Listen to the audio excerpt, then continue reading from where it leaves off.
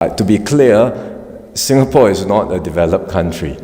We see ourselves as a tiny little island, always vulnerable, exposed to so many external challenges and always trying to keep ahead. Mr. Prime Minister, Singapore's remarkable journey and global reputation for innovation and good governance offers lessons we deeply value. There are plenty of areas that we can cooperate. We can also learn from Singapore. Thank you very much, Prime Minister Abiy, Excellencies and distinguished guests and ladies and gentlemen.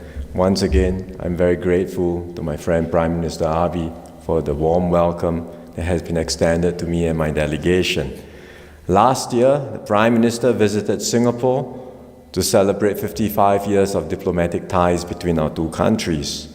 He invited me to visit Ethiopia, and so I'm very happy to be able to reciprocate his visit now on my first official visit to Ethiopia, but also, in fact, my first bilateral visit to the African continent, and it's here in Ethiopia. Prime Minister Abiy said just now that Ethiopia is stepping up its engagements with developed countries to match Ethiopia's needs and demands with the resources and capabilities of developed countries.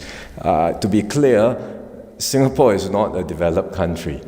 We see ourselves as a tiny little island, always vulnerable, exposed to so many external challenges and always trying to keep ahead. On the other hand, we see Ethiopia as an ancient civilization with a long and proud history, a diverse people, and tremendous potential to do much more going forward. So this is not about us teaching Ethiopia at all or offering lessons. It's a partnership of equals. It's a partnership of us working together closely for win-win partnership. That's how we see this relationship going forward. In fact, when Prime Minister Abiy visited Singapore earlier, it already injected positive momentum to our bilateral relationship. And today we are continuing that positive momentum and that positive trajectory going forward. As we had the two MOUs just now, we will be strengthening our cooperation in skills development, and we will also deepen our collaboration in sustainability, particularly in carbon credits, so that both countries can help meet our respective climate targets. And also this is timely because Ethiopia will be hosting COP32 in 2027, an endeavor which Singapore fully supports. And of course, earlier in our delegation meeting, we also discussed other areas of cooperation, including in trade and investments, as well as digital transformation and digital connectivity.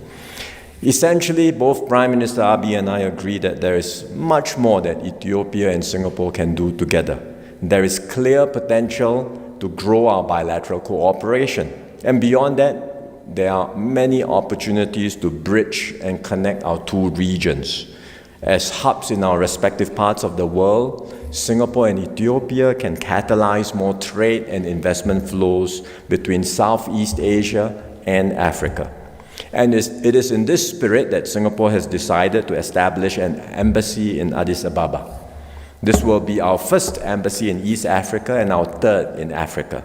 And it is a tangible demonstration of Singapore's commitment to our partnership with Ethiopia and our belief in Ethiopia's strategic importance and potential. Our embassy will also enable Singapore to strengthen our ties with Africa as a whole, because being here in Addis Ababa will allow us to better engage the African Union, deepen our understanding of Africa, and explore new areas of cooperation. So I've shared these plans with the Prime Minister earlier today, and we look forward to the support of your government as we move ahead on these plans.